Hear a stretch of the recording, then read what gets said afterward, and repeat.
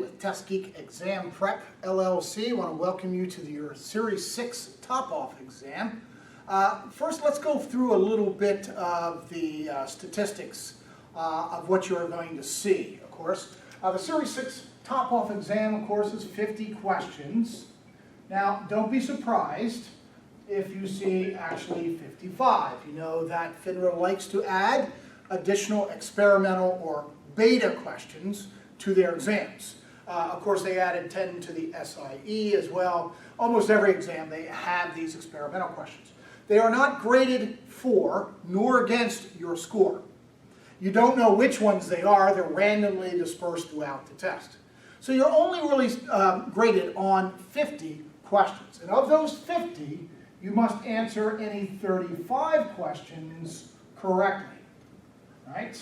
70% gets this god-awful thing out of your life, right? Gives you that P, the pass, that we're all looking for. Now, of the 50 questions, roughly half are going to be concerning product, product suitability, opening and handling accounts. Okay? There's generally 25 questions on this area. It's half the exam. It's the area that you have to obviously do pretty well on. Now, the videos you're about to watch have been filmed a while back, quite some time ago. Okay? But let me assure you that the content essentially is the same, right? Stocks are stocks, bonds are bonds, mutual funds are mutual funds. None of the content has really changed on any of these exams. Starting on October 1st, 2018, when these exams were created, they basically just have rearranged them in different categories. But again, the content roughly stays the same. So you may see I refer to certain lesson numbers or module numbers on these videos. You can just ignore those. Okay? If you just follow the downloadable content outline that's provided along with the video course, you should be fine. Okay? But again, the content's the same stuff. Okay? All right. Now, I always like to start off each class with how best to study and pass your FINRA exams. To me, I believe there's a path of least resistance. Let me tell you, when I first got hired many, many years ago, a small brokerage firm out of Portland, Oregon, and the boss says, "Welcome to the team. Here, read this, take a test," right? He shoves me this 700-page Series 7 textbook, and I read the thing cover to cover. That's all I had. It was actually prior to the internet era, so that kind of tells you how long ago it was. So I didn't really have any of the resources other than that textbook. So I read the thing cover to cover 3 times, right? You know, think about it, 700 pages of textbook. I mean, how much of that are you going to retain? For crying out loud. So I read the thing cover to cover 3 times. The third time through, I actually wrote notes on each unit, each section. And I swear to this day that writing those notes down is what got me past that exam. For me, if I write it, I tend to remember it better. Okay? So, I think there is a path of least resistance. How to get through these things. Now, you should have a textbook from one of the leading textbook publishers. Okay? Kaplan, STC, Past Perfect, Exam FX, training consultants, test teachers. Those are usually the biggest 5 or 6 that you typically hear out there. Okay? So, instead of reading that textbook cover to cover, I would suggest that you go through it unit by unit, right? Read unit 1. Most of the textbook publishers now are actually including videos along with those topics. However, if you've ever seen some of those, it's generally a guy sitting behind a desk reading PowerPoint slides, which for me is not the best way I learn. You know, it just sounds like they're reading a textbook. However, it can be helpful. Some folks are audio learners, and they like to hear people speak it as well as read it. So if it helps you, you know, why not? Anything that helps get this thing out of your life, I'm for. Okay? So, go through Unit 1. Then, get on the practice questions and do 20 questions from that unit only. I know the biggest publishers allow you to customize your practice questions, which sections that you select, how many questions you select. I know that Kaplan and STC both allow you to customize these. Some of the other ones do as well, I would imagine. I don't know for sure. Anyway, so you want to go through those 20 questions and 20 questions alone. Don't do 150 questions on Unit 1, right? Half that stuff won't even show up on the test, okay? So instead, then you start with Unit 2. Read, watch the video if they have it, and if you enjoy it. And then, of course, 20 questions on Unit 2. But now we want to do 25 questions cumulatively on 1 and 2. Okay? So as you're building, we're going to reinforce what you have already been through prior. Okay? And then repeat the process for Unit 3, right? Read, watch videos, right? And then 20 questions on Unit 3. And then 30 questions on Units 1 through 3. You see what we're doing? We're building and reinforcing. Building and reinforcing our prior chapters. Because sometimes, by the time you get to, say, Unit 5 or Unit 6 or something, it might have been a couple of weeks since you've seen Unit 1. So this way, we keep it fresh. We reinforce as we build. Okay? So you start off narrow, and then you gradually build and build until you got the entire textbook taken care of, rather than going through cover to cover, right? Which again, you're not going to retain much of that. Okay, now, next step. That's where we come in, okay? Now, a 700-page Series 7 textbook or, a 400-page Series 6 textbook, that's an awful lot of material. The textbook publishers tend to overshoot. They tend to include a lot of other information that generally never shows up in the test. It's been that way as long as I've been doing this. Okay? So, the next thing, you want to take a class. A live class or your favorite TestGeek exam prep video course. Okay? Which I believe is the closest thing you can get to a live class. I'm not reading textbooks to you.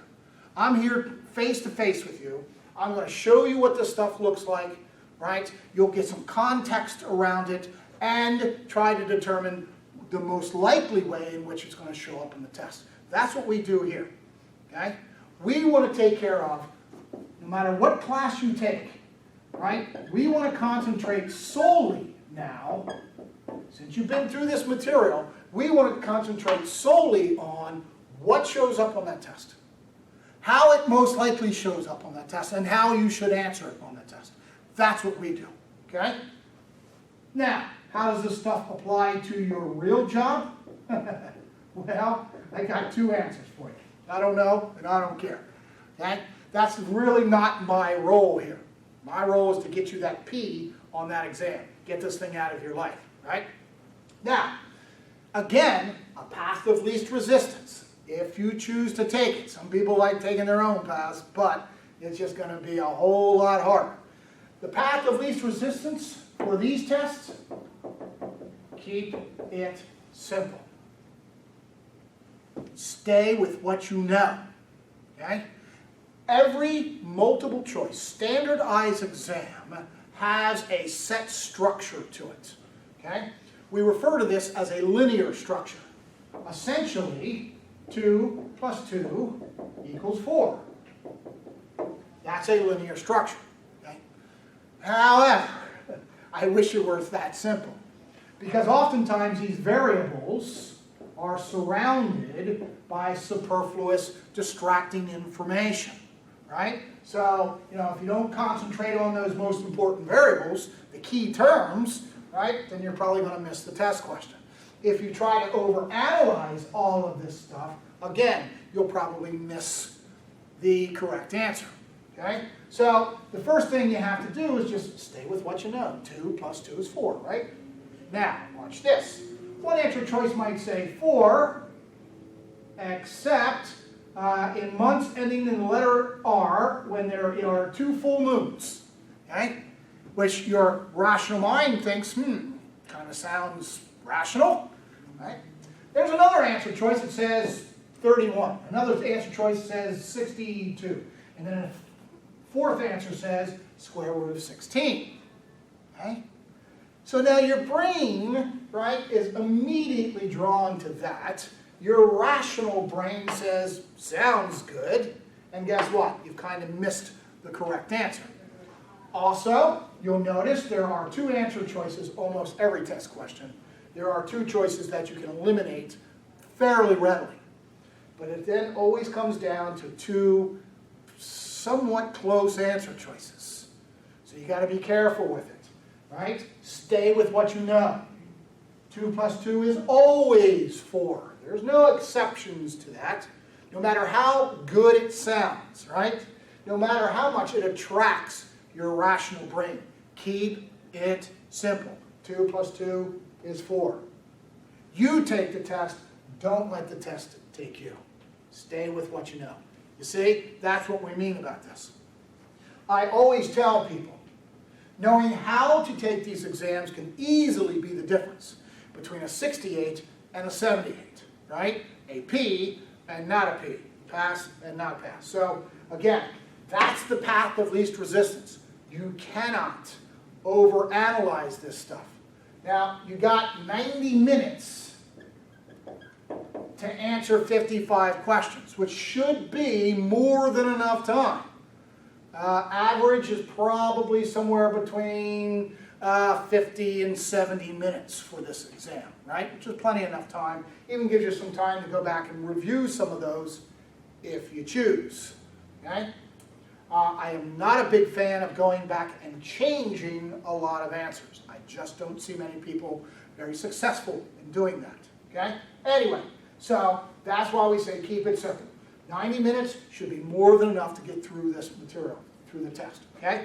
All right, now, once you've taken the class, the next step, the third step in this process, okay, is you want to simulate the test-taking environment the best the law allows.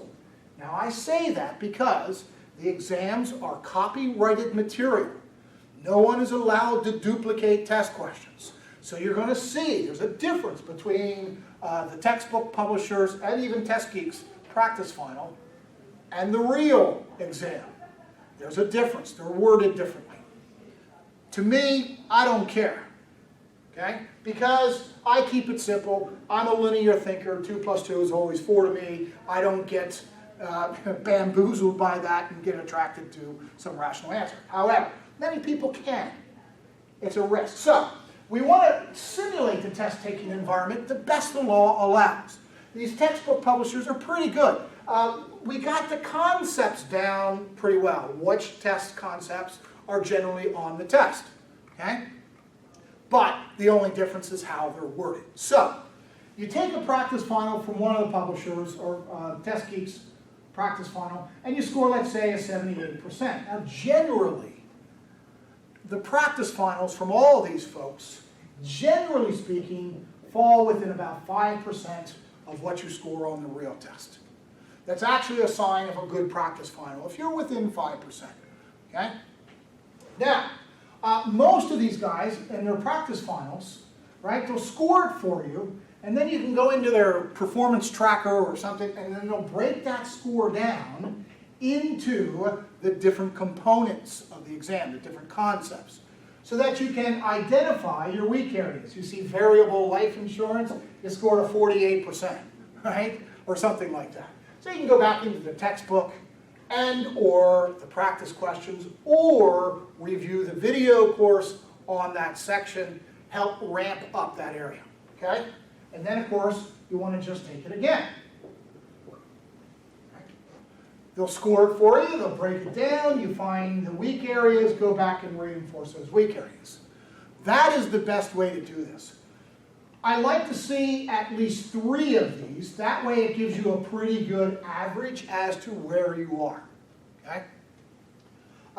And should fall within about 5% of what you're going to score on the real test. Now, generally, for the Series 6 and for Series 7, it's usually almost always plus 5%. In other words, that these are a little bit more difficult than the real exam. However, since the top-off exams are relatively new, right? It's going to be a while before those statistics kind of fall in line a little bit. So, you really want to score yourself as high in the 70s, if not 80%, without memorizing the publisher's test questions, right? You want to get competent on the concepts, especially in the beginning when these exams are new, just so that we can find out what the actual correlation is, okay? Don't let that worry you. Again, the concepts are the concepts. They've been around here for a long time. Mutual funds are mutual funds. Variable annuities, right? Suitability. That's all been the same. No matter how they repackage it, no matter how they re-examine it, right? They're all the same things, okay? So, we're going to take a quick break. We'll be right back. I'll see you real soon.